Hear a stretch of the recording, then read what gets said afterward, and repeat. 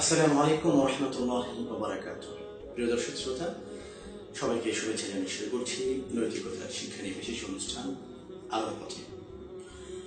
আজকে একটা মানুষের খাদ্য এবং পানীয় যতটা প্রয়োজন, যতটা আবশ্যক, এর সঙ্গে তালে তাল মিলিয়ে আমাদের জন্য এই প্রযুক্তি, এই তথ্য প্রযুক্তির সেবা, এই মিডিয়ার যুগে তথ্য প্রযুক্তির সান্নিধ্য ততটাই অপরিহার্য হয়ে উঠছে।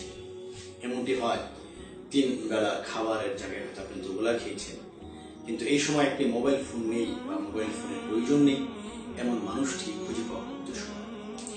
এই যে প্রযুক্তির ব্যবহার আমরা করছি, প্রযুক্তির সহযোগিতা আমরা গ্রহণ করছি, ফেসবুক আমরা ব্যবহার করছি, মোবাইল আমরা ব্যবহার করছি, ইউটিউব আমরা ব্যবহার করছি, ইন্টারনেট আমরা ব্যবহার করছি, এই ব্যবহারটি কিভাবে করব, কিভাবে করব না, এই বিষয়ে কি ইসলামের কোনো দিক নির্দেশনা আছে কি নেই? অবশ্যই আছে। বিশ্বনবী হযরত মুহাম্মদ মুস্তাফা সাল্লাল্লাহু আলাইহি ওয়াসাল্লাম কিয়ামত পর্যন্ত প্রতিটি মানুষের জন্য হেদায়েতের আলোক ও মিনার। একজন শিশুর জন্য মহানবী আদর্শ, একজন যুবকের জন্য মহানবী আদর্শ, একজন বৃদ্ধ পৌর সকল মানুষের জন্য মহানবী আদর্শ। যে ব্যক্তিটি আজকে ফেসবুক ব্যবহার করছেন, দিনকে দিন রাতকে রাত কম্পিউটার আর মনিটর অথবা মোবাইল ফোনের স্ক্রিনের দিকে আপনার সময় চলে যাচ্ছে, আপনার জন্য কিন্তু মহানবী আদর্শ রেখে গিয়েছে। দেখুন, আল্লাহ রাব্বুল আলামিন আমাদেরকে নির্ধারিত একটি মাকসাদ নিয়ে, একটি টার্গেট নিয়ে সৃষ্টি করেছে।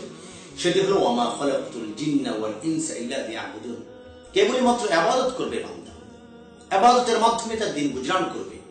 যে সময়টিতে আপনি ফেসবুক ব্যবহার করছেন, অন্য একজন বন্ধুর কমেন্টে আপনি লাইক করছেন, শেয়ার করছেন, কমেন্ট করছেন, প্রিয় বন্ধু, এই কমেন্ট, লাইক এবং শেয়ারের জন্য কাল কিয়ামতের দিন আল্লাহ রাব্বুল আলামিনের কাছে আপনাকে আমাকে অবশ্যই জিজ্ঞাসাবাদের মুখোমুখি হতে হবে।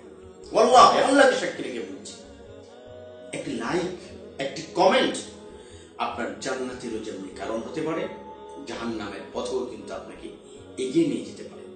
কি শেয়ার করছেন আপনি বন্ধু? রাসূল বলেছেন, তোমরা যা ভালো তা গ্রহণ করো।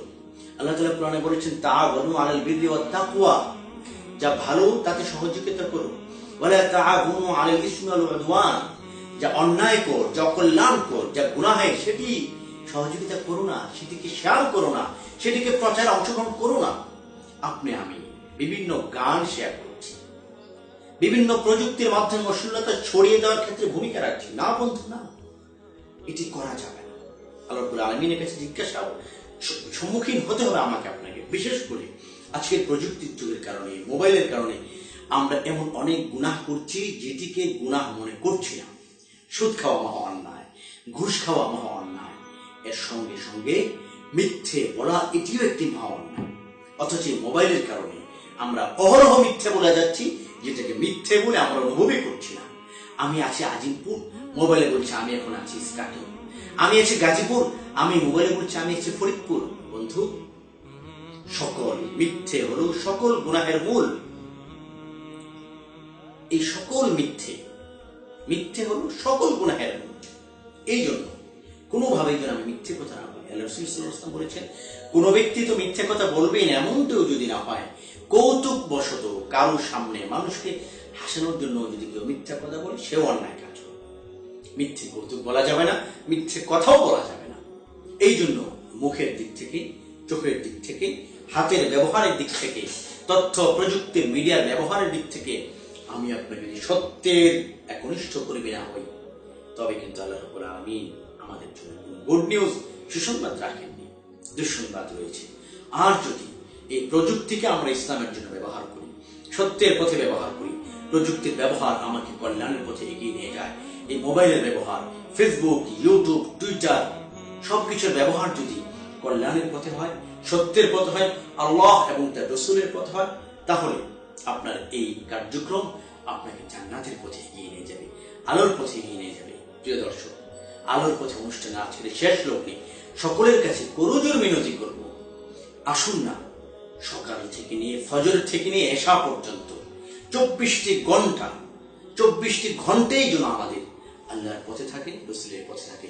বিশেষ করে যুবক বন্ধুদেরকে আমি অনুরোধ করব, এই যে প্রযুক্তির সঙ্গে আমাদের নিরলস যে সময়টি কাটছে, এটি যেন কল্যাণকর সময় হয়, এই কাজগুলি যেন কল্যাণকর হয়, আলোকিত হয়, অন্ধকারের দিকে যেন আমাদের পথযাত্রা না হয়।